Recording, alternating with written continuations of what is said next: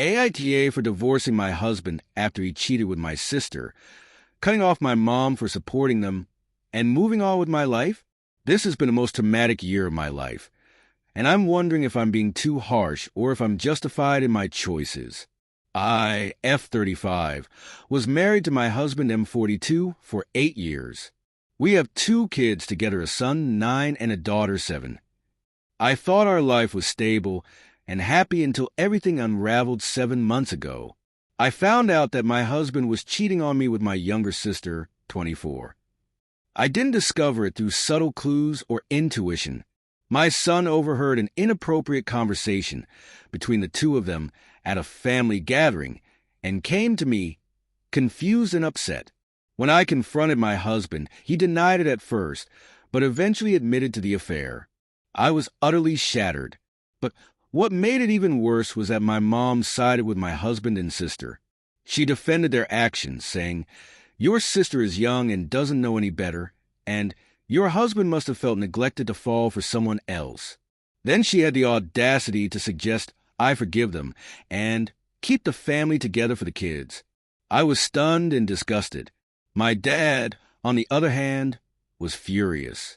He called out my mom's behavior, told her she was enabling betrayal, and eventually filed for divorce from her because he couldn't tolerate her lack of morals. He's been one of my few sources of support throughout all of this. I filed for divorce immediately and cut off my mom and sister completely. My kids have been struggling with the fallout. My son is especially angry and has told me he doesn't want anything to do with his dad. My daughter is quieter but has been acting out in small ways.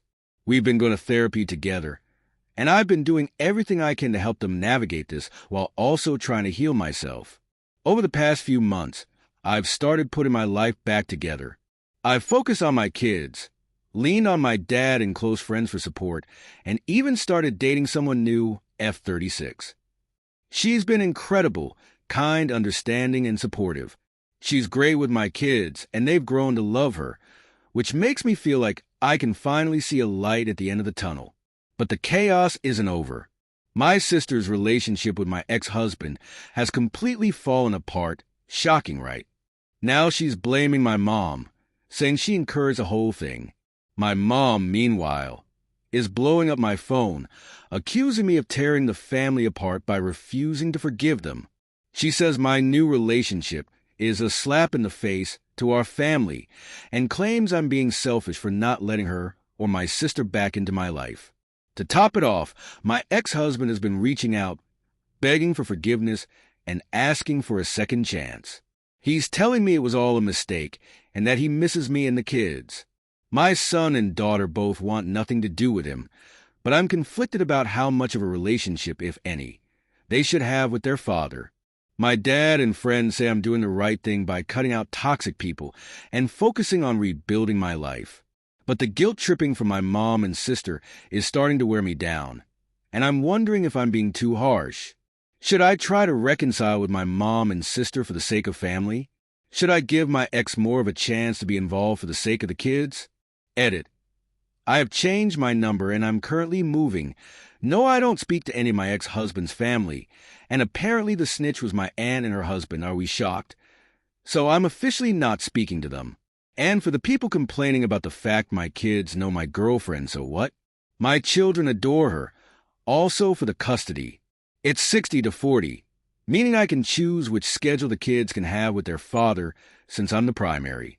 No, I'm not forcing my kids to not speak to their dad. They've told me numerous times that they don't like going to my ex-husband's house, and I respect that. I'm currently going for full custody. For the people telling me to get a restraining order, my lawyer said they haven't done anything to endanger my children, and I legally can't get one. My dad also has some suspicions that my mom cheated on him with how she was defending the affair.